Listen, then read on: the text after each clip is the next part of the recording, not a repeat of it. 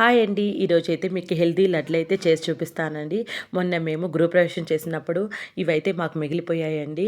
అటుకులు, జీడిపప్పు, కిస్మిసు, వేరుశనగ పప్పు, సాయిపప్పు అండి. వీటిని ఇప్పుడైతే మనం కడాయిలో వేసుకొని దోరగా వేయించుకుందామండి. దోరగా వేగిపోయిన తర్వాత ఇప్పుడు ఒక కప్పు నిండా కొబ్బరి పొడి వేసుకుందాము. కొన్ని యాలకులు వేసుకొని ఒక 2 నిమిషాలు సిమ్‌లో పెట్టుకొని బాగా దోరగా వేపుకొని తీసి పక్కన పెట్టుకొని చల్లార్చుకుందామండి.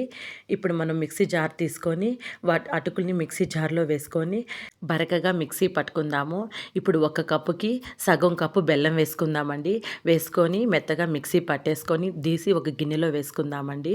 మొత్తం అన్నిటిని అటుకులన్నిటిని ఇలాగే బెల్లం వేసి మిక్సీ పట్టుకొని ఒక గిన్నెలో వేసుకోండి. ఇప్పుడు మనం నేతిని బాగా వేడి చేసుకుందాము. బాగా నెయ్యి వేడి చేసుకొని గోరువెచ్చగా ఉన్నప్పుడు వేసుకొని మనం ఉండలుగా లడ్డూల్లాగా చుట్టేసుకోవడమేనండి. ఎంతో హెల్తీ లడ్లండి. టేస్టీ లడ్లయితే రెడీ అయిపోయాయండి. వీడియో నచ్చితే లైక్ చేసుకోండి, సబ్స్క్రైబ్ చేసుకోండి. Thanks for watching.